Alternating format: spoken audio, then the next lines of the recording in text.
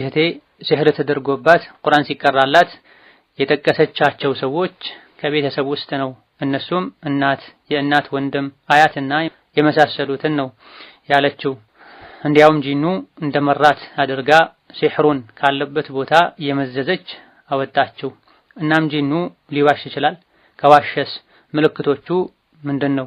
ቤተሰብ መካከል ግጭት ሊፈጠር ስለሆነ ያብራሩልኝ የሚል ጥያቄ ነው። ናም በመሰረቱ ሸይጣን አመፀኛ ጂኖች ውሸታሞች ናቸው።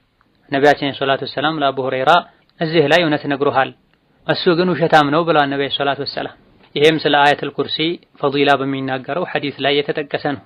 ስለዚህ በመሰረቱ ሸይጣን ውሸታም በሚቀራበት ጊዜ ለክፍት ሲህርና መሰል ነገሮች ያሉበት ሰው ላይ በሚቀራበት ጊዜ የሚያወራውን ጂኒ አምኖ መቀበል አይቻልም።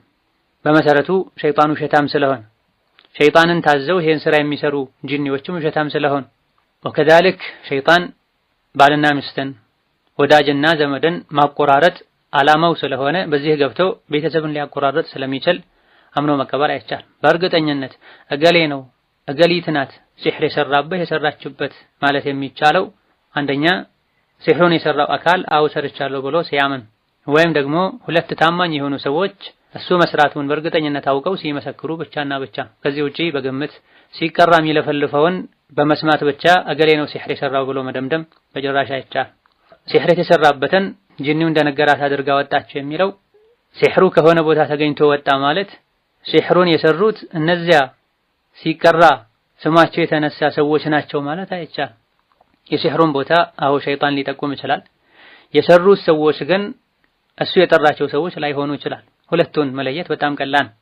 ስለዚህ መፍትሄው ሰብር አድርጎ ሩቃ ላይ ቁርአን መቅራት ላይ ዱዓ ማድረግ ላይ መበርታት፣ ሰብር ማድረግ፣ የሸይጣንን ወሬ መጥፎ ጥርጣሬን ተከትሎ ከቤተሰብ ከመጣላት መጠንቀቅ ነው። ሌላኛው ጥያቄ ታሪክ ሶላት ሰው ይከፍራል ያብራሩልኝ የሚል ጥያቄ ነው።